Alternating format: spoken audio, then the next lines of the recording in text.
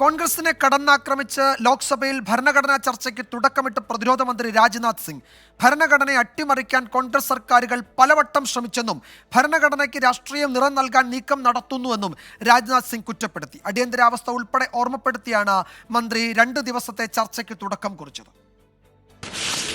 मैं आज यह स्पष्ट करना चाहता हूं अध्यक्ष महोदय कि हमारा संविधान किसी एक पार्टी की देन नहीं है।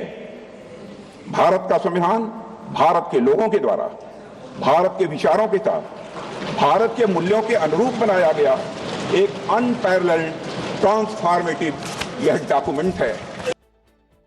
ഇപ്പോൾ പ്രതിപക്ഷ നിരയിൽ നിന്ന് പ്രിയങ്ക ഗാന്ധി സംസാരിക്കുകയാണ്. ലോക്സഭയിൽ പ്രിയങ്ക ഗാന്ധിയുടെ കന്നി പ്രസംഗമാണിത്.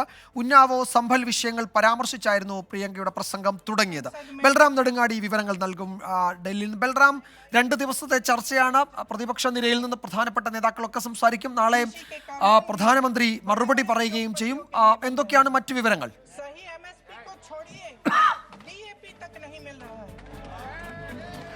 വിജയകുമാർ, ഭരണഘടനയിലുള്ള ചർച്ചകൾ ആരംഭിച്ചിരിക്കുന്നു. ചർച്ചയ്ക്ക് തുടക്കം കുറിച്ചത് പ്രതിരോധ മന്ത്രി രാജ്നാഥ് സിംഗ് ആണ്. അദ്ദേഹം കോൺഗ്രസിനെ കടന്നാക്രമിക്കുകയായിരുന്നു ഭരണഘടന മുൻനിർത്തിക്കൊണ്ട്. നേരത്തെ ഉള്ള തീരുമാനം അനുസരിച്ച് തന്നെ അടിയന്തരാവസ്ഥ ചൂണ്ടിക്കാണിച്ചുകൊണ്ട് അത് ആയുധമാക്കിയാണ് കോൺഗ്രസിനെ കടന്നാക്രമിച്ചത്. ഒപ്പം തന്നെ കോൺഗ്രസ് സമീപകാലത്തായി നടത്തുന്ന പ്രചരണം, ഭരണഘടനയുടെ പകർപ്പുകൾ ഉപയോഗിച്ച് നടത്തുന്ന പ്രസംഗങ്ങൾ അടക്കമുള്ളവ അദ്ദേഹം പരിഹസിക്കാനും മറന്നില്ല.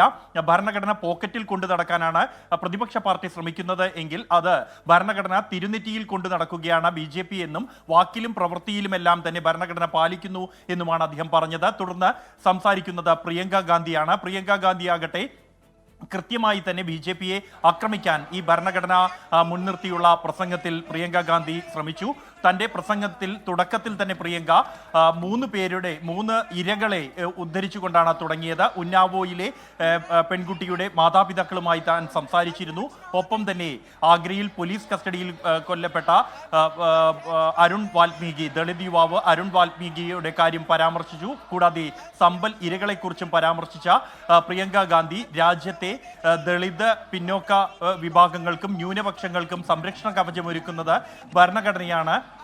എന്നാൽ ഈ ഭരണഘടനയെ തകർക്കാനാണ് കഴിഞ്ഞ 10 വർഷമായി രാജ്യം ഭരിക്കുന്ന സർക്കാർ ശ്രമിച്ചുകൊണ്ടിരിക്കുന്നത് എന്നും ഈ തെരഞ്ഞെടുപ്പിൽ കൂടുതൽ സീറ്റുകൾ ലഭിച്ചാൽ ഭരണഘടന മാറ്റാനായിരുന്നു BJPയുടെ പദ്ധതി എന്നും, എന്നാൽ രാജ്യത്തെ ജനങ്ങൾ അത് തിരിച്ചറിഞ്ഞുകൊണ്ടാണ് ഇവരെ തോറ്റു വിജയിപ്പിച്ചത് എന്നുമാണ് പ്രിയങ്ക ഗാന്ധി തൻ്റെ പ്രസംഗത്തിൽ പറഞ്ഞത്. BJPക്കെതിരെ കടുത്ത വിമർശനങ്ങൾ തന്നെയാണ് പ്രിയങ്ക ഗാന്ധി ഉന്നയിക്കുന്നത്. ഇന്നും നാളെയുമായിരിക്കും ഭരണഘടനാ ചർച്ച നടക്കുക. നാളെ രാഹുൽ ഗാന്ധി സഭയിൽ സംസാരിക്കും ഭരണഘടന സംബന്ധിച്ച് എന്നാണ് കോൺഗ്രസ് വൃത്തങ്ങളിൽ നിന്നും ലഭിക്കുന്നത്. പ്രധാനമന്ത്രി നരേന്ദ്രമോദി നാളെ ഈ ചർച്ചകൾക്ക് മറുപടി പ്രസംഗം നടത്തും. രാജ്യസഭയിൽ തിങ്കൾ ചൊവ്വ ദിവസങ്ങളിലായിരിക്കും ഭരണഘടന സംബന്ധിച്ചുള്ള ചർച്ചകൾ നടത്തുക. പ്രിയങ്ക ഗാന്ധി ഇപ്പോൾ ലോക്സഭയിൽ ചർച്ച പുരോഗമിക്കുകയാണ്. പ്രിയങ്ക ഗാന്ധി സംസാരിക്കുകയാണ്.